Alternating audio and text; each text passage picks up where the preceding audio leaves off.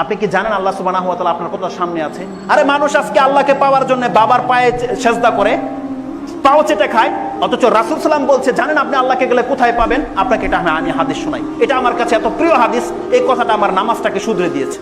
আলহামদুলিল্লাহ, আগের চাইতে আমার নামাজ অনেক চেঞ্জ হয়ে গেছে। আমি বারবারই বলছি না, আপনার নামাজ চেঞ্জ হয়ে যাবে যদি আপনি নামাজে এই হাদিসটাকে মনে রাখতে পারেন। আসুন আমি আপনাকে হাদিসটা দেখাই। বুখারী মুসলিমের কয়েক জায়গায় হাদিসটি রয়েছে, আর আপনি চাইলে বুখারীতে 10 নম্বর অধ্যায় কিতাবুল আযানের 94 নাম্বার পর্বে গিয়ে পাবেন। হাদিস হচ্ছে 711, এটা মক্তবা শামিলার নাম্বার।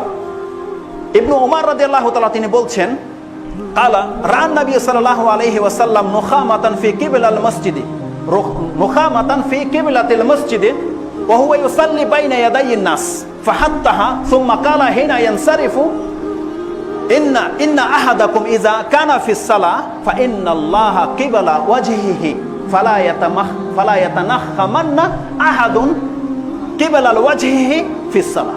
এটা হচ্ছে হাদিস।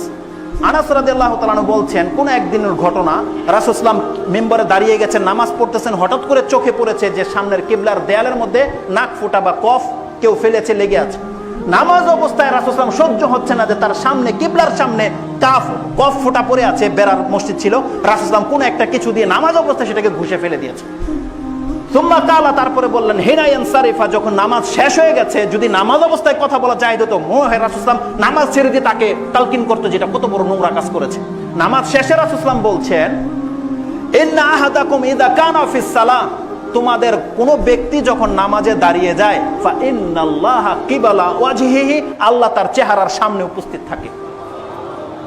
তার মানে যেমনি আপনি বলবেন আল্লাহু আকবার, আল্লাহ বলছেন বান্দা তোমার চেহারাটা একেবারে আমার সামনে থাকে, একেবারে সামনে থাকে। রাসূলুল্লাহ বলছেন এই অবস্থায় কে যেন সামনের দিকে থুথা না করে। তাহলে আমাদের সমাজে থুথা করে না, কিন্তু এখান থেকে যে মেসেজটা আমি আপনাদেরকে দিতে চাচ্ছি, রাসূলুল্লাহ কি বলেছেন, আপনি যেমনি বলেন আল্লাহু আকবার, কেউ নাই সেখানে, রাসূলুল্লাহ বলছেন তোমার চেহারাটা একেবারে আল্লাহর সামনে থাকে। আর হাদিসটি বুখারী এবং মুসলিমে রয়েছে। আল্লাহর সামনে আপনি দাঁড়িয়ে, এবার আপনি চান আল্লাহর কাছে কি চাইবেন? আপনি বলেন আপনার মনের কষ্টটা কি আছে, আপনি বলেন আপনার ইবাদতটা এখন কেমন হবে, যেটা আল্লাহ আপনার সামনে আছে। এবার বলেন আপনি আপনার ইবাদতটা কেমনে করবেন? আপনি আল্লাহর জন্যই তো করবেন। এবার আপনি ডিসিশন নিয়ে নেন যে আপনার নামাজটা কত সুন্দর হবে। আল্লাহ সুবহানাহু ওয়া তাআলা কোরআনে একাধিক জায়গায় তার কাছে থাকার কথাটাকে উল্লেখ করেছে। আল্লাহ সুবহানাহু ওয়া তাআলা আপনি চাইলে পড়তে পারেন সূরা ওয়াকিয়া 56 নম্বর সূরার 84-85 নম্বর আয়াতটি। আল্লাহ বলতেছেন, একটা মানুষ যখন মরে যায় তখন তার আত্মাটাকে যখন বের করা হয়, আমরা সেখানে উপস্থিত থাকি। আল্লাহ বলছেন, ওয়াইজা বালাগাতিল হুলকুম ওয়া আনতুম হিনাইযিন তানজুরুন ওয়া নাহনু আকরাবু ইলাইকুম ওয়া নাহনু আকরাবু ইলাইকুম ওয়া নাহনু আকরাবু ইলাইহি মিনকুম ওয়ালাকিন লা তুবসিরুন। আল্লাহ বলছেন আপনার বাচ্চা, আপনার আদরের ভাই, আপনার বাপ মা আপনার কোলে মারা যাচ্ছে। আল্লাহ বলছেন বান্দা এই মৃত লাশটার যত নিকটে তুমি, তার চাইতে অনেক বেশি নিকটে আমরা। আল্লাহ সুবহানাহু ওয়া তাআলা এবং ফেরেশতাগণ, আল্লাহ বলছেন ও তার চাইতে অনেক বেশি নিকটে। আরেকটি কমন আয়াত, এগুলো ব্যাখ্যা করার সময় নেই যেহেতু সময় পার হয়ে চলে যাচ্ছে। আরেকটি আয়াত আমি আপনাকে বলি, যেটা সূরা কফ 50 নম্বর সূরার 16 নম্বর আয়াতে বলছেন, আল্লাহ সুবহানাহু ওয়া তাআলা বলছেন, ওয়া ইন্না খালাকনাল ইনসানা ওয়া না'লামু মা তুওয়াসওয়িসু বিহি নাফসুহু ওয়া নাহনু আকরাবু ইলাইহি মিন হাবলিল ওয়ারিদ। আল্লাহ বলছেন আমরা মানুষকে সৃষ্টি করেছি, মানে আমি মানুষকে সৃষ্টি করেছি, মানুষের অন্তর যে রয়েছে, মানুষের দেহে একটি গোশতের টুকরা রয়েছে, তার নাফস রয়েছে। আল্লাহ বলছেন সেই নাফস কি ওয়াসওয়াসা হয়, সেই ফ্যাক্টরিতে কি তৈরি হচ্ছে, আল্লাহ বলছেন সেটা আমি জানি। ওয়া না'লামু মা তুওয়াসওয়িসু বিহি নাফসুহু। আল্লাহ বলছেন আমাদের মধ্যে কেউ জানে না একটু পরে তার অন্তর কি চিন্তা করবে, কেউ জানে না।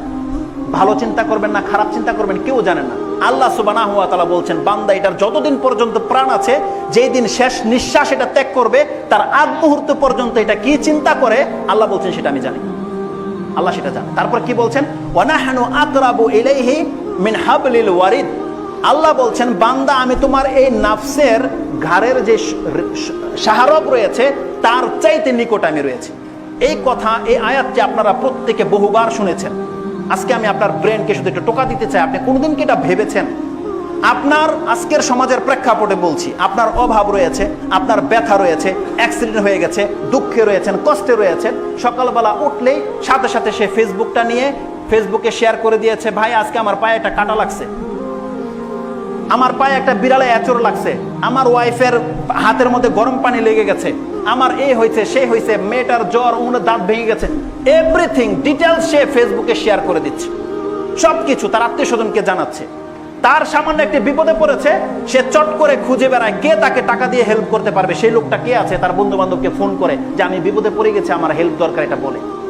আল্লাহ সুবহানাহু ওয়া তাআলা আপনাকে এমন একটা মেসেজ দিয়েছে, যারা আল্লাহকে পান না, যারা মনে করে যে আল্লাহর কাছে তার ডাক পৌঁছে না, আল্লাহ সুবহানাহু ওয়া তাআলা বলছেন আমি তোমার ঘাড়ের শিরার রগের চাইতে নিকটে আছি না। আপনার একটা অভাব দেখা দিয়েছে, এটা এখানে হয়েছে, এই অভাব কেউ জানে না, আপনি জানেন যে আপনার টাকা দরকার, আপনার সুস্থতা দরকার। এই কথাটা আপনি আমার কাছে বা আপনার বাবার কাছে কিভাবে প্রকাশ করবেন? জবানে যে বলবেন তো আমার কিছু প্রয়োজন আছে, বলবেন না মুখে যে আমার বাচ্চা হয় না, বিয়ে করেছে, মুখে তো বলবেন।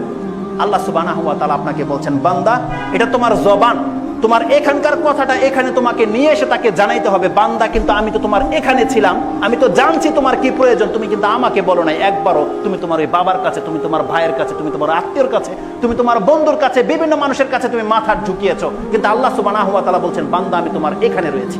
এই ঘাড়ের শিরার রগের চাইতে আল্লাহ কেন বলেছে নিকটে রয়েছে? কারণ আপনার অন্তরের কথাটা যখন মুখ দিয়ে বেরোয়, এই রগ দিয়ে কিন্তু বেরোয়। আর আল্লাহ বলছেন এই মুখ থেকে কথাটা বের হওয়ার আগে কথাটা আমার কাছে পৌঁছে যায়, বান্দা আমার কাছে পৌঁছে যায়, আমি জানি, কিন্তু তুমি আমাকে একবারও বলোনি।